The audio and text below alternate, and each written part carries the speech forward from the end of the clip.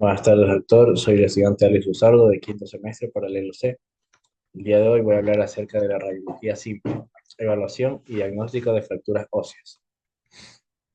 Como primer punto, se realizará una introducción clínica, fundamentos para la identificación precisa de lesiones óseas. La radiografía tiene varios objetivos.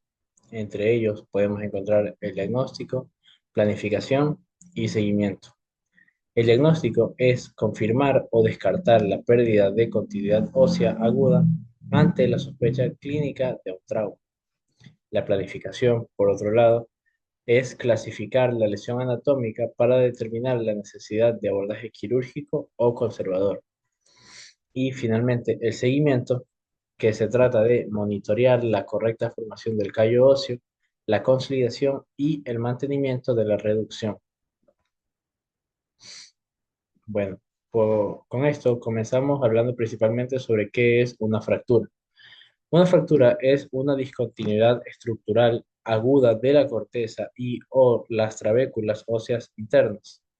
Radiográficamente, suele presentarse como una línea radiolúcida anormal cruzando el tejido óseo. En casos de impactación o de compresión severa, los fragmentos superpuestos generan una línea radioopaca. Para esto se debe tener en cuenta la regla de los dos, mínimo de dos proyecciones ortogonales abarcando las dos articulaciones adyacentes. En la radiología existen signos, los cuales pueden ser directos o indirectos. Los signos directos son hallazgos que evidencian el daño primario en el tejido óseo. Entre ellos podemos encontrar las líneas de fractura claramente radiolúcida, escalón o interrupción visible en la cortical, angulación o separación de los fragmentos óseos, banda radiopaca densa.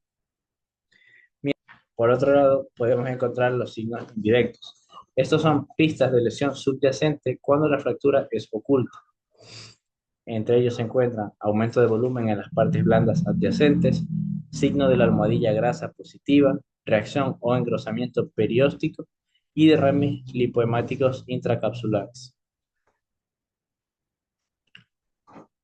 Aquí podemos observar tipos de trazo fracturario. Entre ellos se encuentran la transversa, oblicua y conminuta. La transversa es donde la línea de fractura es perpendicular al eje longitudinal del hueso afectado.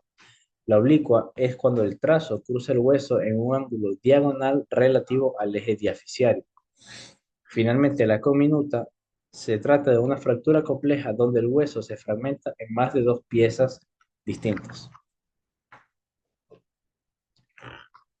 Bueno, tras esta introducción vamos a pasar a hablar sobre la terminología descriptiva, estandarización del reporte radiológico.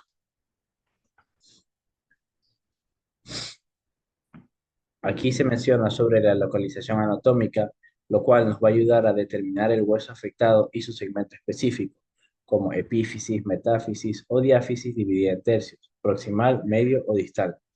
El patrón de trazo, lo cual nos va a permitir describir la orientación y complejidad geométrica de la línea de fractura, ya sea transversa, oblicua, espiroidea, conminuta o segmentaria. La alineación de fragmentos.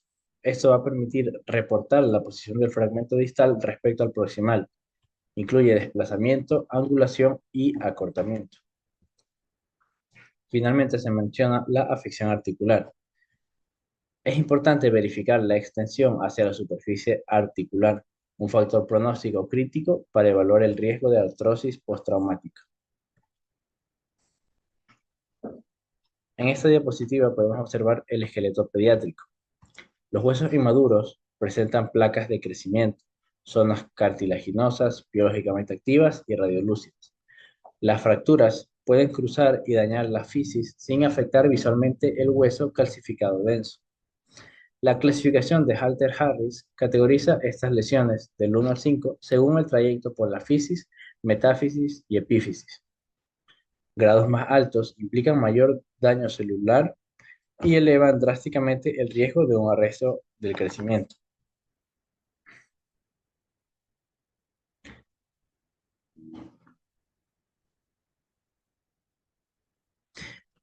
En esta tabla comparativa se menciona una clasificación de la clínica contra la radiología, teniendo en cuenta la exposición al ambiente, complejidad de fragmentos, espesor de daño cortical, involucro de superficie, entre otros.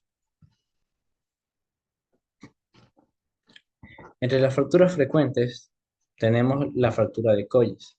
Esta es una lesión extraarticular del radio distal, frecuentemente causada por el impacto tras una caída sobre la mano extendida. Se caracteriza radiográficamente por una impactación y un notable desplazamiento dorsal del fragmento óseo distal. Este patrón mecánico crea la clásica y reconocible deformidad clínica conocida como endorso de tenedor.